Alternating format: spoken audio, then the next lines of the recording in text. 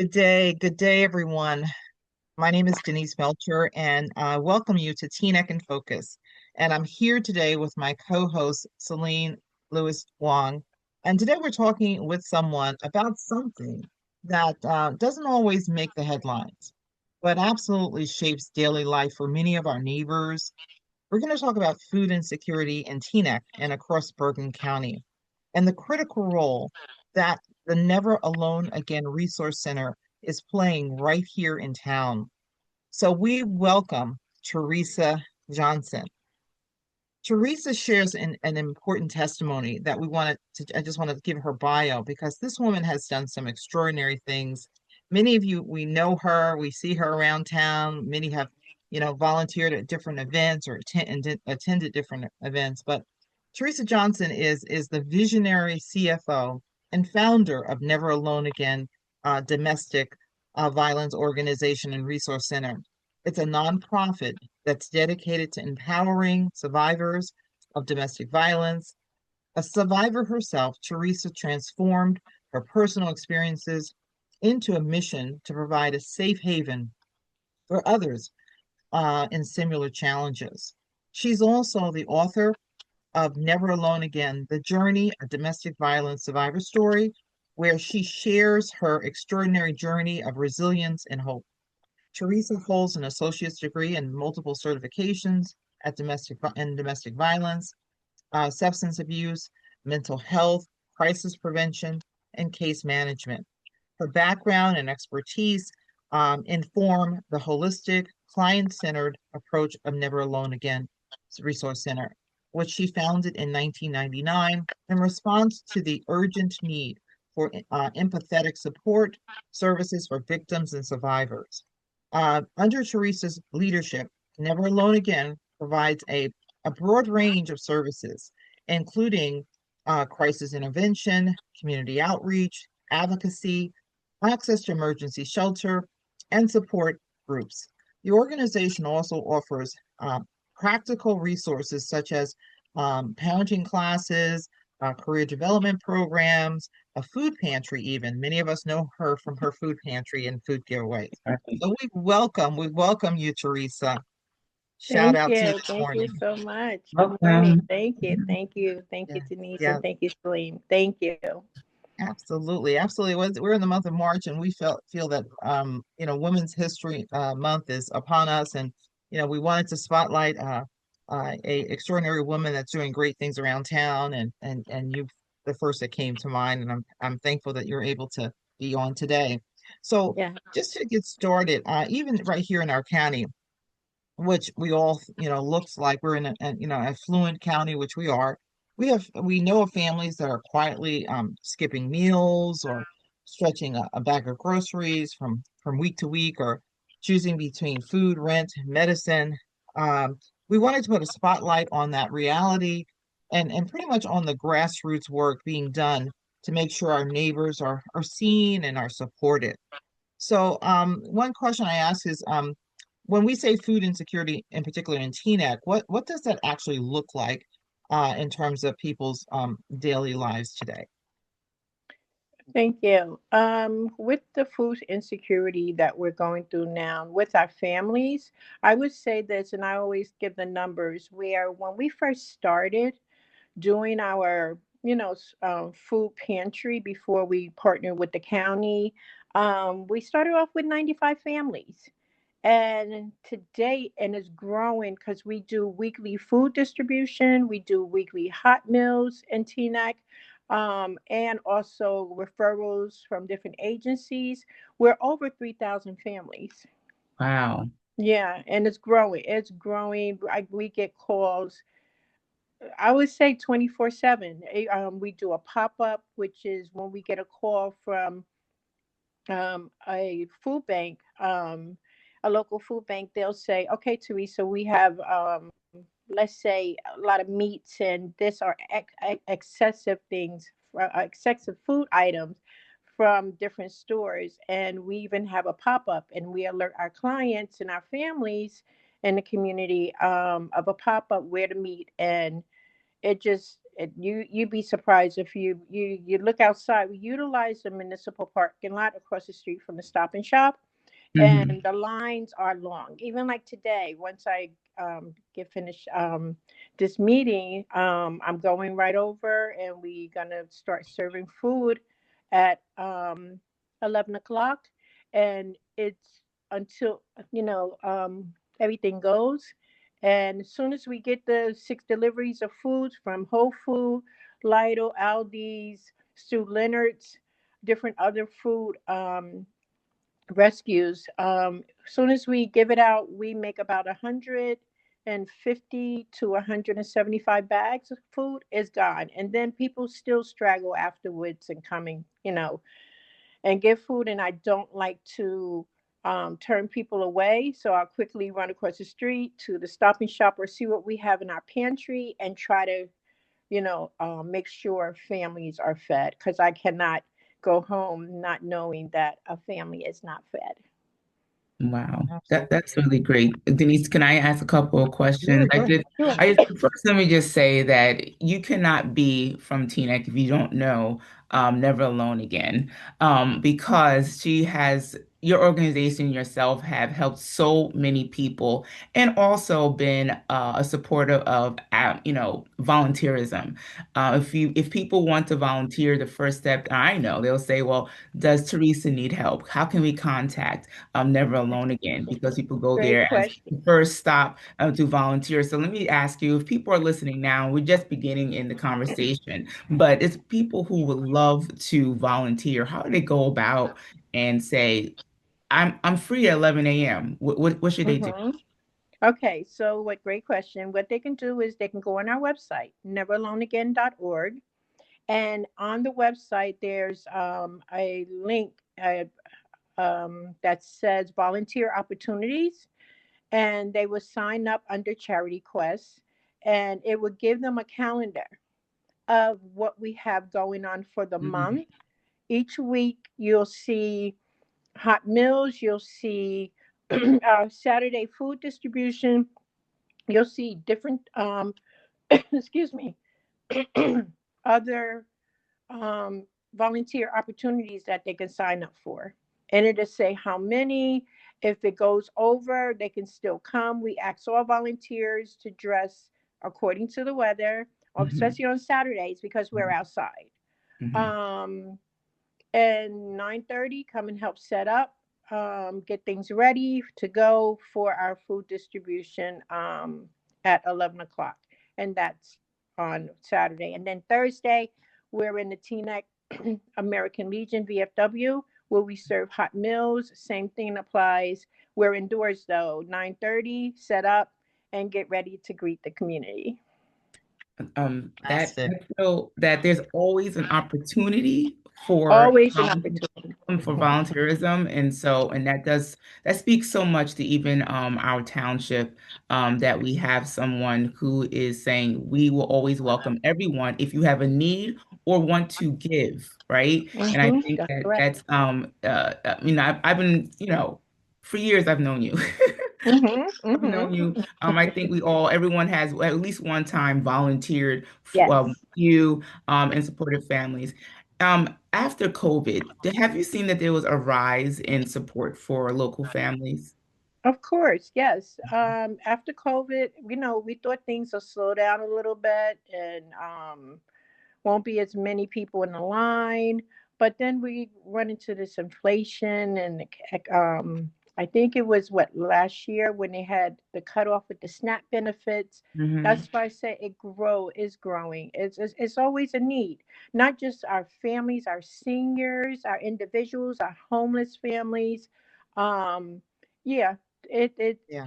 yeah, it's on a rise. It's on a rise. And- Can I say and- this too? Sure, Volunteer sure. opportunities too. I want to say that we also invite our students. We work along with the local Teaneck High School, BF, Hmm. TJ, or anyone can come and volunteer. Great. That's fantastic. And I Mhm. just want to add one thing that Celine was saying about knowing everyone knows you're around town. But one of the things that the township has in this past year done is partnered with your nonprofit so that residents can actually support the nonprofit because you have giveaway boxes at different locations throughout the township, like in the Rada Center, I believe the library, the township hall, and so forth. So there's many opportunities that, in addition to volunteering, you know what, a bag of groceries goes a long way, Mhm, um, mhm. and so forth. So I just want to mention that there are containers around town that people can give to, but as demand rises, so do I'm sure challenges. Mm. Everything that from limited space to the cost of food to volunteers that just may burn out, and yet these grassroots efforts are often the first place people turn to when in trouble.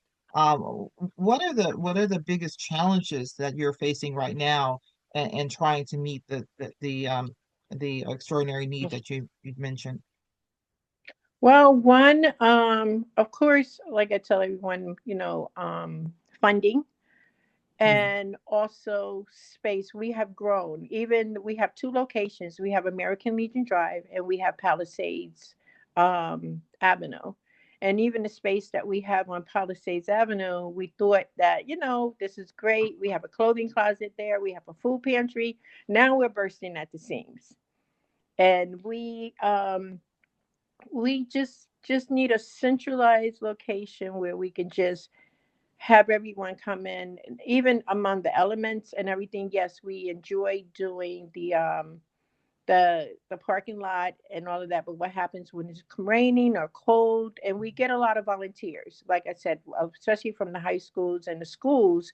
So we want to accommodate our volunteers and make sure they're okay as well with the elements, whether it's the cold weather, whether the hot weather. And then we have our seniors. So we have a lot of seniors that come and volunteer with us as well from the community. um Food wise, the food goes, like I said, soon as we get a load of food, it's out the door and everything. Also basic essentials, cleaning products, baby formula, Pampers, wipes. That's a big request. Then we have hygiene, because there is a lot of our young as well as our seniors that are in need of the diapers. Hmm. Hmm. That's a big request. And of course, like I mentioned, food, something for breakfast, lunch, dinner, and snack. mm, I just think that's amazing. Just to turn just a little bit and ask you a question. Never Alone Again Resource Center is also a support system for women with domestic violence, and there's supports for that. How do we reach out to you for that if there is a woman that is going through a struggle, and how do they reach out to you for that support? Well, once again, they can go to the website. There is a number to call and also a form to fill out. And Hmm. once we receive the call or text, Hmm. we immediately, reach out to the young woman or the woman to, you know, um, find out what's going on. Are they in danger? First of all, that's my first thing. I'm like, are you in danger? Just to make sure you're safe. Hmm. And then from there, if they're not, always a listening ear, like I tell everyone, a listening ear, listen, and then give them options. You never tell a person, as much as me being a survivor over 27 years of my life through domestic Hmm. violence, I want to Hmm. say, leave, get the heck out of there, X, Y, and Z. But I can't do that. We have to Right. give options. We have to have empathy. We have to learn how to let the person, while you're talking, the woman, somehow she, with her releasing and talking, somehow she gets to rationalize and figure out, okay, Right. well, I'm doing this. I just want to know. I want to have a safety plan. I want to plan it safe, and we want you to move in silence and Right. everything. Getting back to, so if you want to get in touch with us, get on the website, call the numbers that's there. We get a lot of referrals from ADV, different other shelters and domestic violence organizations. Mm, mm, Mhm. That's awesome. fantastic, fantastic. So we always kind of like to before we finish with the guests is to ask them, for a call to action. I mean, what are some of the things that you would love to see if you had an opportunity for people to see this and know about, the Never Alone Again Resource Center. What is your call to action right now in the moment that we're living in, which we all understand is very challenging times? What would you like our viewers to know and to ultimately be able to do to be a part of your organization? Well, I always tell everyone, I talk about it and I be about it. And I always invite, come into our environment, come and see it personally what we do. Go on the website, find out what days we're doing, whether it's our community outreach projects, our events. We have a lot of events coming up. We have a prom dress project. Matter of fact, we partnered with, what is that, 1425? They're having a senior prom. Yes. That's with the Rada Yes. Center. So Yeah. we're setting up a boutique shop for, I think it's the last week in April. Um, Also, we are doing our prom do-over, this is our third year with Fairleigh Dickinson.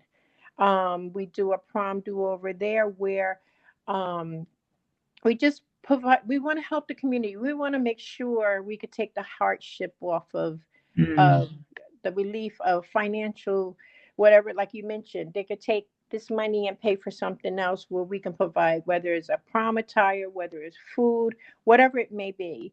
Um, just come into our environment and see what we do. Come volunteer with us and make a difference in the community. Make a difference in someone's life.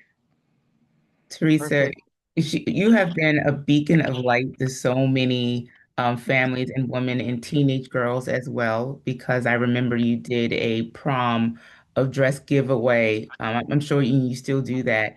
And Yes. that just makes people so happy and also very confident. And this is Women's History Month, and confidence is something that Yeah. we always want and we need. And from your work that you do in the community, you provide that as well. Not only food and other resources, but confidence and this joy. And for that, like the community really does appreciate what you do. And it's like I said, so many women and families and girls have Hmm. been have a little bit of piece of joy in their lives, and like you said, there are several hardships that families go through. Yes, right here in Teaneck, right here at Smack in Bergen County, and what you do in your organization actually just brings that little bit of joy in the children's lives, and your collaborations and partnerships that what you do just makes you seem like you're an amazing person and a true community advocate, and it's definitely appreciated. And just in case no one told you today, what you You're do, here, here. right, Hear from us. right, what you For do sure, is for Thank sure. you. Thank extraordinary. you. Yes, yes. And I just want to Thank speak to you. viewers. If people out there are listening and struggling, please hear that you are not alone here in Teaneck, and there's no shame in asking for help. Never Alone Again exists for our residents. If you want to support this work, there are many concrete ways in which you can donate non-perishable food, diapers, toiletries, all the things Teresa's just mentioned, or make a financial contribution if you don't know what to bring. Just give money. And if you're part of a school or congregation or local business, or think about partnering. This is a great initiative. This is a great way to get your entity involved with what's going on right here in Teaneck. A good cause, a righteous way in which we can support each other. This has been Teaneck in Focus. I'm here again. So thrilled to have Theresa Johnston with us of Never Alone Yeah. Again Resource Center. And any parting words, Theresa, you'd like to give to our audience? Well, I want to say, first of all, thank you so much. And um, know that you're not alone at Never Alone Again. We're here to make a difference in the community we serve. Thank you so much. Thank Awesome. you. Thank you for joining us. and we Thank will you. see you again soon. Bye-bye. Bye now.